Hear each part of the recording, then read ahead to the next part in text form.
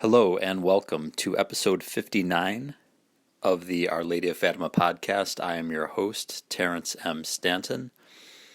This podcast is being recorded on Monday, January 3rd, 2022. We are continuing to go through the book, The Secret Still Hidden by Christopher A. Ferrara, all about the controversy pertaining to the Great Secret of Fatima, what you could call the third part of the secret, or simply the third secret, and the controversy pertaining to certain individuals within the Vatican and whether or not this third part of the secret has been revealed in its entirety.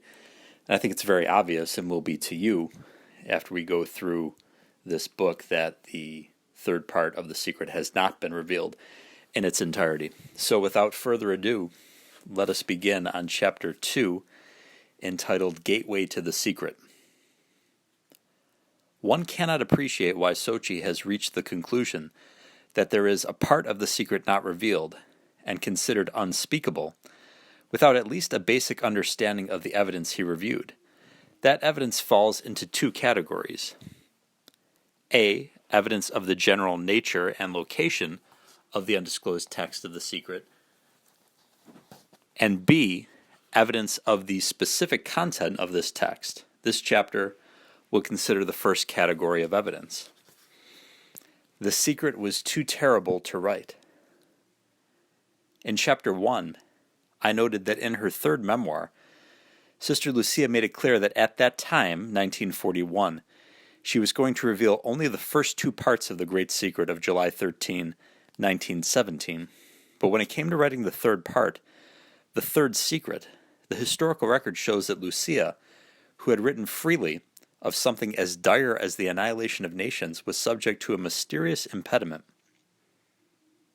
According to the account of Father Joaquin Alonso, the official Fatima archivist, in the summer of 1943, fearing that Lucia would die of pleurisy and take the secret with her to the grave, Bishop de Silva and Canon Jose Galamba Oliveira, the bishop's friend and close advisor, suggested during a conversation in September with the seer that she reveal the secret if she wished to do so. Lucia gave this surprising reply: "Now, if His Grace wants, I can tell it to him."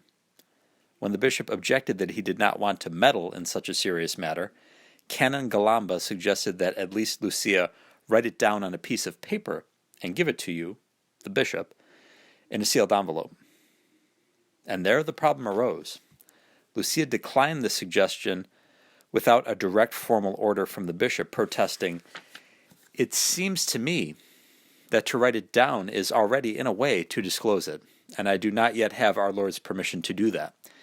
In any case, as I am used to seeing the will of God and the wishes of my superiors, I am thinking of obedience, and I don't know what to do.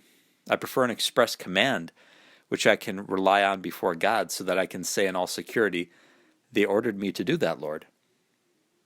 That order was given in mid-October of 1943 by way of a letter from Bishop de Silva. As Lucia recorded, "They have ordered me to write down the part of the secret that Our Lady revealed in 1917, and which I still keep hidden by command of the Lord. They tell me either to write it in the notebooks in which I've been told to keep my spiritual diary, or if I wish, to write it on a sheet of paper, put it in an envelope, close it, and seal it up." Note well Sister Lucia's reference to two different modes of writing the secret, pointing already to the possible existence of two different but related texts. Yet, despite having received a direct written order from her bishop, Lucia, who had lived a life of holy obedience, could not obey. For more than 2 months she struggled to write the secret, but could not bring herself to put pen to paper. In a letter to Archbishop Garcia y Garcia, Lucia confided that this impediment was not due to natural causes. As Lucia later revealed, it was only after the Blessed Virgin appeared to her in the convent at Tui on January 2, 1944, to confirm it was indeed God's will that she was finally able to comply with Bishop de Silva's order. The inference is inescapable. The contents of the third secret must be terrible indeed if this obedient cloistered nun required a special apparition and directive of the Mother of God in order to obey her own bishop's command to write it down. The secret must involve something even worse than the world wars and the annihilation of nations Sister Lucia had already revealed in the first two parts of the Great Secret. Father Alonso, who spoke from the experience of 16 years as the official archivist of Fatima and had many conversations with Sister Lucia, aptly observed, had it been merely a matter of prophesying new and severe punishments, Sister Lucia would not have experienced difficulties so great that a special intervention from heaven was needed to overcome them. The secret involves a letter to the bishop of Fatima. Although the secret was committed to paper in January 1944, it was not until June 17 of that year that Sister Lucia entrusted it to the Archbishop of Gurza for personal delivery to Bishop de Silva on the evening of the same day. Lucia had placed the secret in a sealed envelope which was, in turn, placed inside one of the notebooks containing her spiritual notes. As Lucia wrote to Bishop de Silva on January 9, 1944, "I have written what you asked me. God willed to try me a little, but finally this was indeed his will. It, the secret, is sealed in an envelope, and it is in the notebooks." That is, in obedience to the order to write down the third secret, Lucia had consigned both a sealed envelope and her notebooks to Bishop de Silva, giving another early indication that just as Sochi has concluded, there are two distinct but related texts of the third secret. One written in Sister Lucia's notebook, which would be the vision of the bishop dressed in white, that the Vatican revealed in 2000, and a separate text in a sealed envelope, which Sochi and millions of other Catholics believe is being concealed. As we will see, that is exactly the case.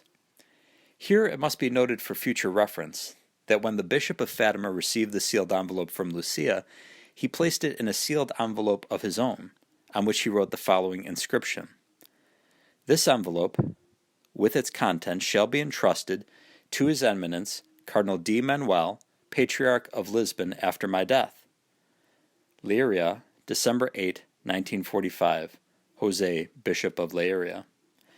As for what was in the sealed envelope that Sister Lucia gave her bishop, she described it as a letter to the Bishop of Leiria.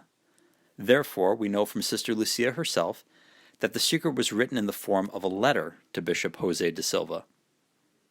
On this point, we also have the testimony of Father Hubert Jongen, a Dutch Montfortian who traveled to Fatima to conduct research in order to defend the authenticity of the Fatima apparitions against attacks by the modernist Dutchman, Father Edouard Danis. During questioning of Sister Lucia on February 3 and 4, 1946, Father Jongen had the following exchange with the seer: "You have already made known 2 parts of the secret. When will the time arrive for the 3rd part?" "I communicated the 3rd part in a letter to the Bishop of Leiria," she answered. 13 years later, Pope John XXIII's diary would note the following, according to the Vatican's official account: "Audiences. Father Filippi, commissary of the Holy Office, who brought me the letter containing the 3rd part of the secrets of Fatima." A year after this entry, the Vatican's announcement concerning the 3rd secret discussed further below would refer to the letter in which Sister Lucia wrote down the words which Our Lady confided as a secret to the 3 little shepherds in the Cova de Iria. Thus, we know from the historical record that a text of the secret in letter form, revealing the words of the Virgin, was contained in an assemblage of 2 envelopes: Sister Lucia's inner sealed envelope and Bishop de Silva's own outer sealed envelope, on which was written his instructions for the disposition of the secret after his death. This fact will have decisive importance later on, as we shall see in Chapter 8. The secret is found in a telltale etc. What is in this letter? Sister Lucia herself provided a crucial hint in her 4th memoir, written between October and December 1941 at the direction of Bishop de Silva, who wanted a more complete record of the apparitions. In the 4th memoir, Sister Lucia declared that she would write of everything, with the exception of that part of the secret which I am not permitted to reveal at present. But after restating the 1st and 2nd parts of the Great Secret, as already set forth in her 3rd memoir, August 1941, Sister Lucia added to the integral text the words which have ever since been at the heart of the third secret controversy. In Portugal, the dogma of the faith will always be preserved, etc. Tell this to no one. Yes, you may tell Francisco. Francisco had only seen but not heard the Virgin during the apparitions. Sister Lucia had added etc. to Our Lady's words to indicate a discourse by the Virgin that involved a subject clearly different from the first two parts of the Great Secret. Without more, much more, the reference to the preservation of dogma in Portugal would make no sense at all in the context of the first two parts. Yet there it was in the fourth memoir, set forth as an integral part of what Our Lady had confided to Lucia, the last surviving visionary of Fatima, for the good of the Church and the world. Hence, it was apparent as early as 1941 that the interrupted words of the Virgin were continued in the third secret, wherein the Virgin has other things to say besides what she had said in the first two parts of the Great Secret as a whole. And, indeed, when Sister Lucia was asked about the contents of the third secret in 1943, she replied, "In a certain way I have already revealed it." That is, she had revealed it with the phrase, "In Portugal the dogma of the faith will always be preserved," etc., which appears in the fourth, but not the third memoir, and is the only significant difference between the recording of the Great Secret and both memoirs. The secret has two parts. That Sister Lucia's etc. held the place for words of the Virgin, which belonged to the third secret, was confirmed in 1952, when an Austrian Jesuit, Father Joseph Schweigel, was sent by Pius XII to interrogate Sister Lucia in her convent at Coimbra. The interrogation took place on September 2 of that year. While bound not to reveal the precise contents of Sister Lucia's statements regarding the secret, Schweigel did make the following statement. "I may not reveal anything with regard to the third secret, but I am able to say that it has two parts. One part concerns the Pope. The other part is the logical continuation, though I may not say anything, of the words, 'In Portugal the dogma of the faith will always be preserved,' etc." To this testimony must be added that of Canon Casimir Barthas, a renowned Fatima expert, who interrogated Sister Lucia concerning the third secret on October 17 and 18, 1946. Barthas likewise reported, "The text of the words of Our Lady was written by Sister Lucia and enclosed in a sealed envelope." Further, no less than Cardinal Ottaviani, then Secretary of the Holy Office, interrogated Lucia in 1955 concerning the secret, later revealing that she wrote on a sheet of paper, fola in Portuguese, what Our Lady told her to tell the Holy Father. Ottaviani read the secret himself, and can hardly have been mistaken in his reference to what Our Lady told Lucia to tell the Holy Father. So it was clear very early on that the third secret of Fatima has two parts, one of which presents the spoken words of the Virgin Mary embraced with Sister Lucia's etc. The secret is written on a single page. On orders from Rome, the secret was taken from the custody of the Bishop of Leiria Fatima and delivered to the Papal Nuncio, Monsignor Cento, in Lisbon on March 16, 1957, by whom it was delivered to the Vatican in April of that year, along with the accompanying notebooks of Sister Lucia and photocopies of all her writings on file in the Chancery of Leiria. Before the secret was transmitted to Rome, however, Auxiliary Bishop Venancio held Bishop de Silva's outer envelope to the light, and was able to see that it contained Sister Lucia's inner envelope, wherein he could discern an ordinary sheet of paper with 3/4 centimeter margins, on which were written approximately 25 lines. He took the exact measurements of the interior envelope, 12 centimeters by 18 centimeters, and recorded this information in a document preserved in the Fatima archives. Cardinal Ottaviani would later affirm that the secret was indeed written on a single page, comprising 25 lines. The secret was lodged in the papal apartment. We know that the sealed envelope containing the secret was lodged not in the archives of the Holy Office proper, but rather in the papal bedchamber of Pius XII for personal safekeeping by the Pope himself as a secret of the Holy Office, of which the Pope was then head. Frère Michel de la Santa Trinité provides the historical evidence. We now know that the precious envelopes sent to Rome by Monsignor Cento was not placed in the archives of the Holy Office, but that Pius XII wanted to keep it in his own apartment. Father Calonne received this information from the mouth of journalist Robert Serrault, who himself got it from Mother Pasqualina in this way. Robert Serrault was doing a photo story for Paris Match in the apartments of Pius XII. Mother Pasqualina, this woman of great common sense, who directed the handful of sisters acting as the Pope's housekeepers, and who sometimes received his confidences, was present. Before a little wooden safe placed on a table and bearing the inscription, Secretum Sancti Officii, Secretary of the Holy Office, the journalist questioned the mother. "Mother, what is in this little safe?" She answered, "The third secret of Fatima is in there." The photograph of this safe, which we have reproduced here, was published in Paris Match a year and a half later, in 2 instances, on the occasion of Pius XII's death.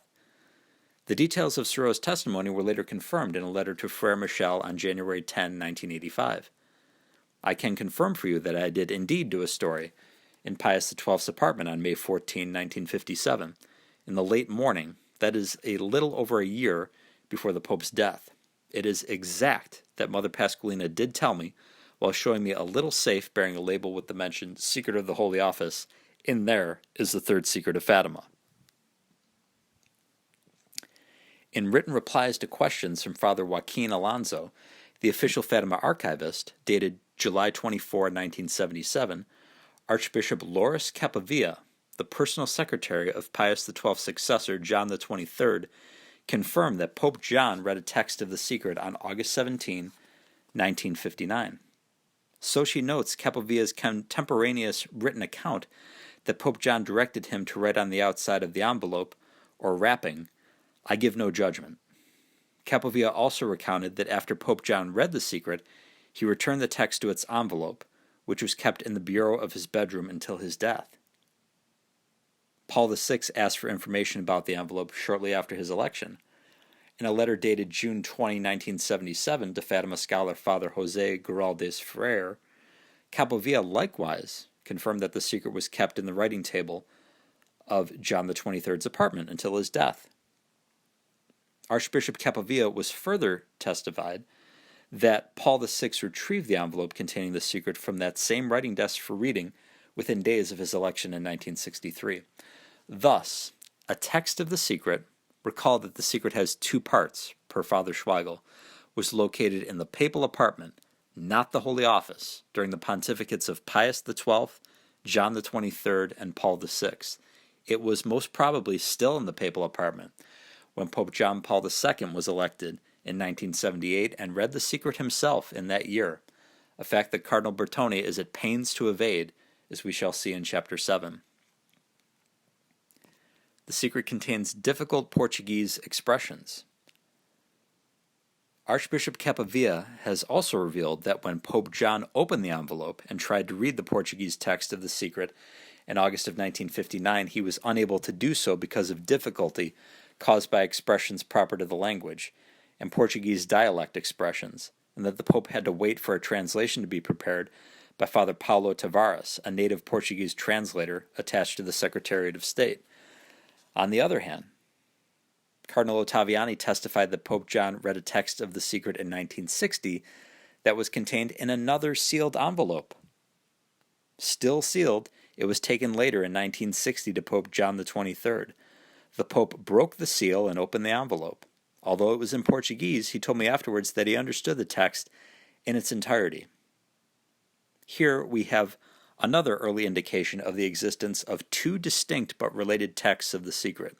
As Sochi concludes, these 2 opposed affirmations by Capovilla and Ottaviani can be explained by holding that the matter treats of 2 different readings of 2 different texts. That is, there are 2 texts, one read in August 1959, containing especially difficult expressions of the Portuguese language the Pope could not understand without the aid of a translation provided days later, and another text read in 1960, which the Pope found perfectly comprehensible, evidently because it did not contain any such difficult expressions. As Sochi demonstrates in an appendix to Fourth Secret prepared by a Portuguese linguist, there are no difficult idioms or expressions of Portuguese dialect in the text of the vision published by the Vatican in June 2000. The secret is linked to 1960. Sister Lucia provided yet another early clue to the content of the secret when she insisted that the Bishop of Fatima promise that the sealed envelope in which she had sent him the secret would definitely be opened and read to the world either at her death or in 1960, whichever should come first. On the outside of the envelope Sister Lucia had described as a letter, she had accordingly written, "By express order of Our Lady, this envelope can only be opened in 1960 by the Cardinal Patriarch of Lisbon or the Bishop of Leiria." Sister Lucia later explained the significance of this date to Cardinal Ottaviani during the 1955 interrogation. As Ottaviani revealed in the aforementioned public address, the message was not to be opened before 1960. I asked Sister Lucia why this date. She answered, "Because then it will be clearer, mais claro."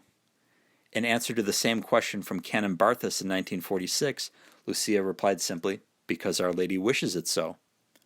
Thus, Sister Lucia, acting on the express order of Our Lady, linked the secret to the year 1960. One can only conclude that there must be some major historical event in close proximity to that year which would make the contents of the secret more clear. Only one such event was in view as of 1960, the Second Vatican Council, 1962 to 1965, which John the 23rd had announced on January 25, 1959.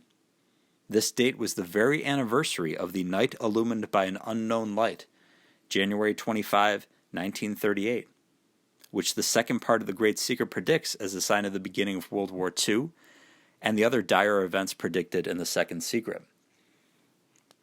It can hardly be a mere coincidence that immediately after the Council's conclusion of 1965, the Church suffered the ecclesial equivalent of a world war, a catastrophic decline in every aspect of her life, from the number of religious vocations to mass attendance to baptisms and conversions.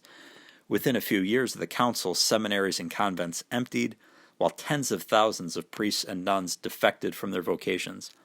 According to the Vatican's own statistics published in Osservatore Romano in 2006, in 1965 there were 455,000 Catholic priests in the world, but by 1975 there were only 400,000. That is, 55,000 priests left the priesthood within 10 years after the Council. Such a mass defection of priests had never been seen before in the Church's history.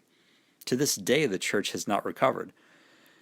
There are now only 406,000 priests, and again I'm adding this was published in 2008, in the world, 49,000 fewer than there were 42 years ago, when the Catholic population was much smaller. The secret was to be revealed in 1960. Given the express order of Our Lady, Cardinal Serrahera, the Patriarch of Portugal, publicly promised that the secret will be opened in 1960. Rome at first voiced no objection. Quite the contrary, Vatican Cardinals Ottaviani and Tisserand publicly echoed the promise of Cardinal Serrahera, as did numerous other church authorities. There was even an American television show entitled 1960, which took its theme from the universally expected disclosure of the secret in that year. Produced by the once militant Blue Army, the show was so popular it received a star rating in the New York Times. The secret suppressed, but its format confirmed. As the year 1960 began, the world awaited the Vatican's disclosure of the third secret, but it was not to be. On February 8, 1960, the faithful received the news that Pope John had decided to bury the secret. Acting through a Portuguese press agency, anonymous Vatican sources let it be known that the secret would not be disclosed and would probably remain forever under absolute seal. A reading of the full text of the press release confirmed that the third secret involved words of the Virgin Mary, presented in the form of a letter to be opened in 1960. According to Vatican sources, February 8, 1960, the secret of Fatima will never be disclosed. It has just been stated in very reliable circles of the Vatican to the representatives of United Press International that it is most likely that the letter will never be opened, in which Sister Lucia wrote down the words, which Our Lady confided as a secret to the three little shepherds in the Cova de Iria. As indicated by Sister Lucia, the letter can only be opened during the year 1960. Faced with the pressure that has been placed on the Vatican, some wanting the letter to be opened and made known to the world, others, on the supposition that it may contain alarming prophecies, desiring that its publication be withheld. The same Vatican circles declare that the Vatican has decided not to make public Sister Lucia's letter and to continue keeping it rigorously sealed. The decision of the Vatican authorities is based on various reasons. 1. Sister Lucia is still living. 2. The Vatican already knows the contents of the letter. 3. Although the Church recognizes the Fatima apparitions, she does not pledge herself to guarantee the veracity of the words which the three little shepherds claim to have heard from Our Lady. In these circumstances, it is probable that the secret of Fatima will remain forever under absolute under absolute seal. The secret must be terrible indeed if the Vatican sources had decided to place it forever under absolute seal and even call into question the veracity of the seers themselves in order to attempt a justification for this otherwise inexplicable action. Whatever the Virgin had said following Sister Lucia's fateful etc. must be nothing less than sensational, and it must have some relation to the year 1960, the year immediately following Pope John's announcement to the world of the Second Vatican Council. Pope John buries the secret. So she concludes that the Vatican's actions reveal why it had taken possession of the secret in 1957. The Bishop of Leiria, Monsignor de Silva, and the Patriarch of Lisbon, Cardinal Serrahera, following the indications given by the Madonna through Sister Lucia, had already announced that they would have divulged the secret in 1960. It was to ward this off that the Holy Office intervened. That is, the Vatican simply did not want the members of the Church or the world at large to know the contents of the third secret. Why? Clearly, the secret is so explosive that Pope John decided to suppress it despite the express order of the Virgin Mary, that it was to be opened in 1960. So she contends that Pope John, who could have read the secret immediately upon his election to the papacy in October of 1958, deliberately declined to do so, because its contents might have impeded his plans for the council. It was thought to read the third secret immediately, but John the 23rd said, no, wait. First, he wanted to announce the convocation of Vatican Council II, almost as if to put before heaven a fait accompli. Then, once he had read the secret, Pope John made the decision to suppress it after convincing himself it was not entirely supernatural, but without having the courage to give such a judgment solemnly and publicly, because this would involve almost demolishing all of Fatima. So she refers to the contemporaneous documentation of Archbishop Capovilla, who records that Pope John, having read the secret, stated, "I give no judgment." So she does not hold back in his criticism of Pope John's decision to bury the secret.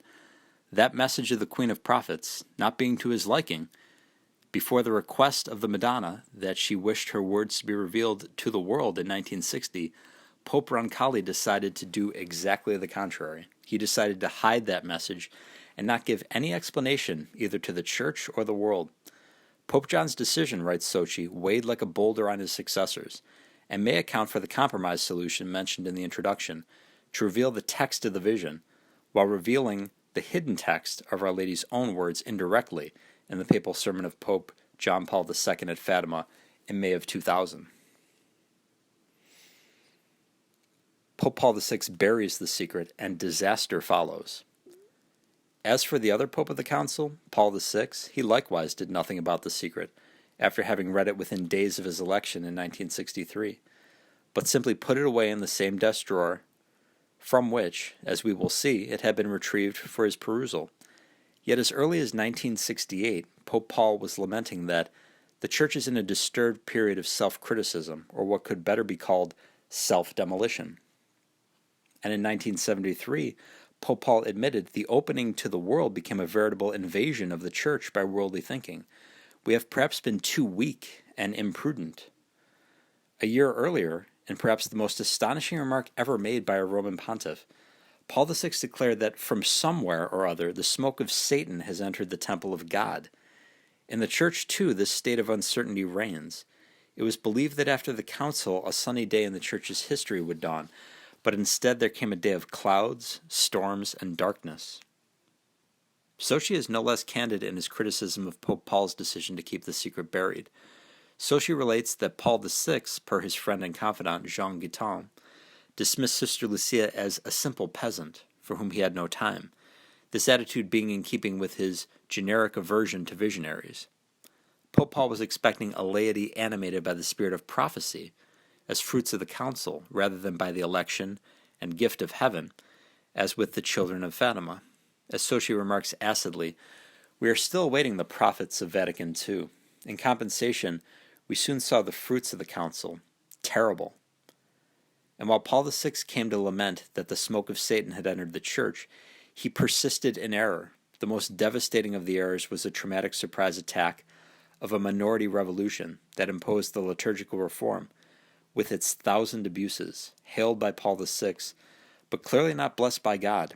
The mode and contents of this surprise attack have had disastrous effects on the orthodoxy and on the faith of the people, while, as the writer Guido Serenetti has noted, that folly pleased communist authorities. They were not stupid, having perceived in their bestial ignorance of the sacred that a crack had been opened. Was disclosure of the secret in 1960 optional?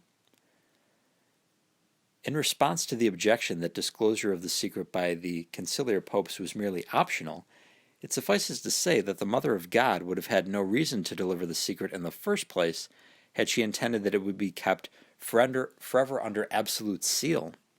The Mother of God would not speak in order to be silenced, even by a pope. As Pope John Paul II himself declared at Fatima in 1982, can the Mother, who with all the force of the love that she fosters in the Holy Spirit and desires the salvation of every man, can she remain silent when she sees the very basis of her children's salvation undermined? No, she cannot remain silent, nor can even the Pope silence her. And clearly, as Sochi concludes, the Virgin must have had something to say about the terrible and unprecedented developments in the Church after 1960, developments that afflict the Church to this day. We shall consider the evidence for that proposition in the next chapter. Summing up the evidence. To sum up the evidence thus far, as of 1960, it was already clear that the third secret involved something so terrible that Sister Lucia could not commit it to paper without a direct intervention of the Virgin Mary in 1944, 2 parts, one of which contains the words of the Virgin that are the logical continuation of her statement, in Portugal the dogma of the faith will always be preserved, etc., a single page of some 25 lines of text, a text in the form of a letter to the Bishop of Leiria Fatima in a sealed envelope, a text that was lodged in the papal apartment, a text that contains difficult expressions Pope John could not read without a written translation prepared in 1959. Unlike the text he read in 1960, which he understood without need of translation. A text whose prophecy would become clear in 1960, by which time Vatican II, which would have a disastrous aftermath, had been announced. The document the Vatican disclosed in the year 2000 does not correspond to any of these elements, but there are other aspects of the secret, also revealed before 2000, which do not correspond to the vision of the bishop dressed in white. Let us examine those as well. And we will take our pause at that point and continue later on with chapter 3. Let us conclude by offering up prayers to honor the Blessed Virgin Mary and Saint Joseph. In nomine Patris et Filii et Spiritus Sancti. Amen. Ave Maria, gratia plena, Dominus tecum, benedicta tu in mulieribus, et benedictus fructus ventris tui, Iesus. Sancta Maria, Mater Dei, ora pro nobis peccatoribus, nunc et in hora mortis nostrae. Amen. Prayer to Saint Joseph for a Soul in Purgatory by Father Donald Calloway. Saint Joseph, reigning in heaven with Jesus and Mary, intercede for the souls in purgatory. Today, in particular, I ask you to turn your gaze to the soul who is most forgotten in purgatory. This soul longs to see the face of God, O good Father. Ask the Holy Trinity to take this soul to the glory of heaven today. Remember me, Saint Joseph, when I die. I beg you to be prompt in delivering me from purgatory, so that I can see you, Jesus, and Mary face to face. Amen. In nomine Patris et Filii et Spiritus Sancti. Amen. Virgo potens, ora pro nobis. Sancti Joseph, terra daimonem, ora pro nobis. Thank you so much for listening to episode 59 of the Our Lady of Fatima podcast. It has been an honor to be your host. My name is Terrence M. Stanton. Goodbye, and God love you.